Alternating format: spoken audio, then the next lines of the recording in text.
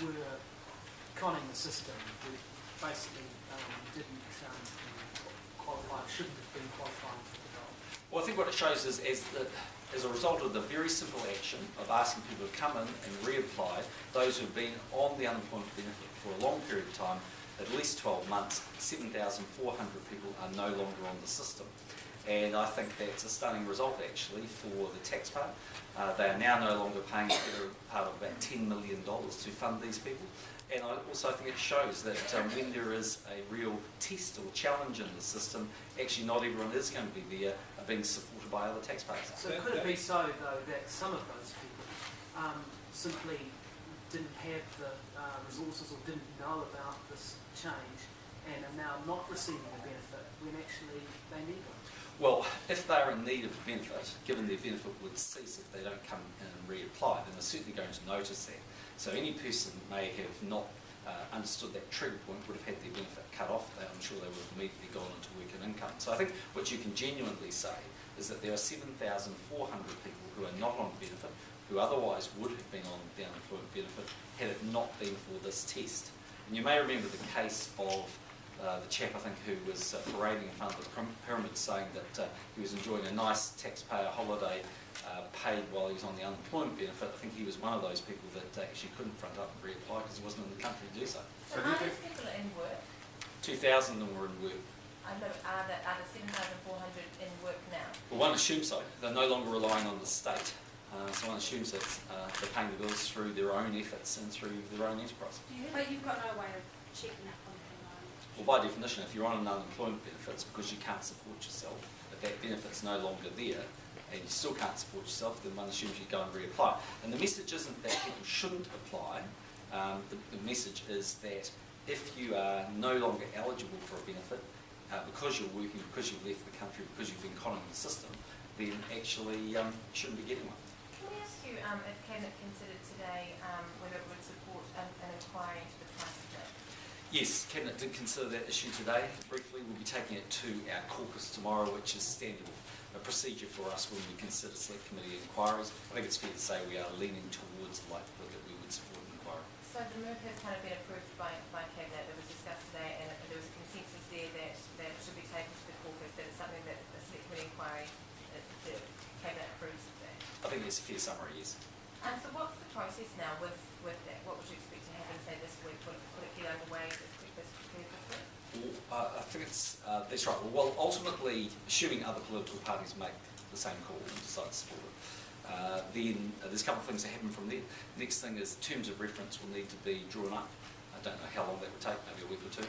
And then the committee would need to get on, as any inquiry does, and call for submissions and work its way through that process. Was the approval unanimous today? What was the discussion like? It was how can I describe it? There was widespread view that we should take that course of action. Is it fair to say that your view is that you don't particularly think there's a problem around the price of milk, that an inquiry would help reassure the public that they're not being looked at? I don't think you can 100% make that claim. Government's doing some work at the moment in terms of looking at raw milk pricing in particular, and we haven't actually completed that work yet. So one of the issues was that we were a little concerned about having a select committee inquiry that could cut across the work that other agencies are undertaking. But and my view is that for the most part it looks like a competitive market. For the most part there seems to be quite a significant range in prices available to consumers depending on where they shop. And so on that basis, I don't think anyone's got anything to be frightened of having a select committee inquiry. I don't think the large players should be at all concerned about fronting up. I'm sure they've got a good story to tell, but what is important is that consumers feel a degree of confidence. And as we know with petrol prices, that's another area where consumers often feel that they don't get the benefit of the doubt, that when prices are going up, they see that happen rapidly. When they see oil prices coming down, they feel it's a little slow for that to be passed on. Now that's probably not correct, but it's led to a monitoring mechanism which is more transparent for consumers. Going back to the welfare changes for a second. Sorry. Your milk? Would it cover all of the, from farm gate, wholesale, retail, right the way through, given the work that the officials are already doing on that raw milk price? Well, I think that's the issue for the select committee to consider what the terms of reference should be, and to take a steer, I think, from where the government's undertaking some work, and just to make sure that it's highly directed where it makes sense. Can you explain how the government's position has changed so dramatically in the course of a week? Have you, were you going to be left behind with this inquiry? I don't think so. I mean, look, firstly, we were waiting to see what reaction we got from the Commerce Commission. And the Commerce Commission came out early last week and said they didn't believe that they had the rights under the Commerce Act currently to undertake an inquiry. So at that point, that left us considering what might happen next. Now, I think it's fair to say we actually have a high degree of confidence in the work that's happening with our agencies at the moment. But we can understand that consumers generally may want to see and may feel there's some value in an inquiry. So we're happy to potentially support that. Going back to the welfare benefits, if we're off, Bill, I mean, looking at the numbers that you've just given us, 2,000 people were in work, 1,400 have left the country or for some other reason didn't qualify. Does that suggest to you that almost half, 40% or something, of people who are on a benefit at any time don't actually qualify? And if so, do you think that there needs to be tighter monitoring by government agencies to ensure that's not the case? I mean, are we just sitting there waiting for the 12 months to roll around?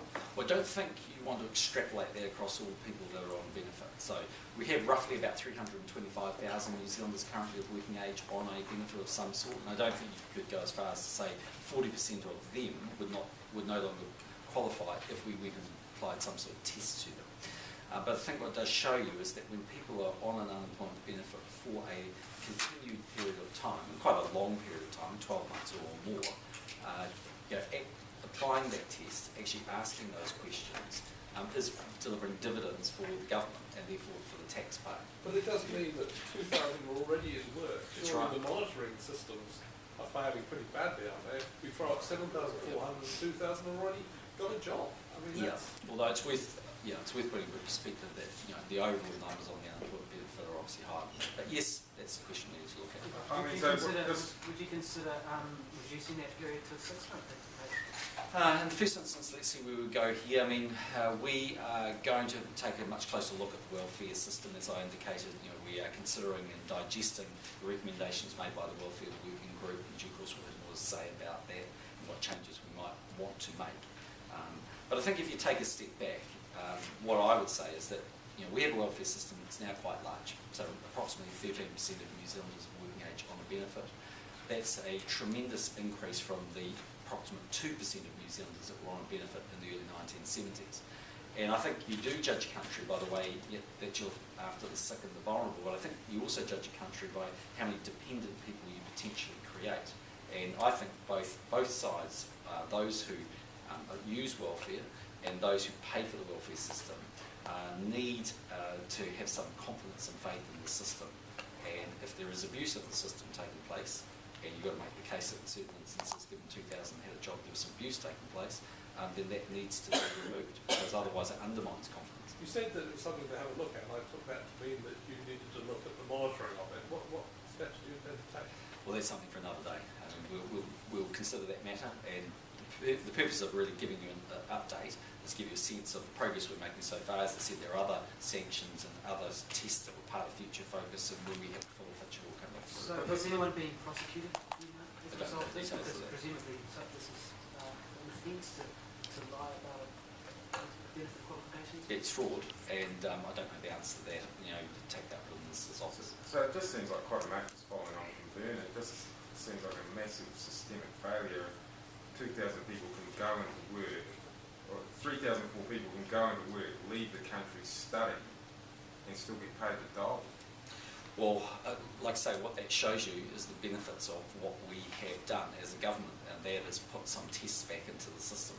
And without those, it's my view, those 7,400 people approximately would continue to be paid by the state. How many people passed the test and are still on the unemployment? I don't know the total cohort of those who've been on 12 months or more, but it's 58,000 people roughly on the unemployment benefit at the moment. So I don't know exactly how many are in that group. So will these 3,400 people be investigated? I mean, they've been ripping off. One assumes so, but I don't know. I need to check that. One assumes so.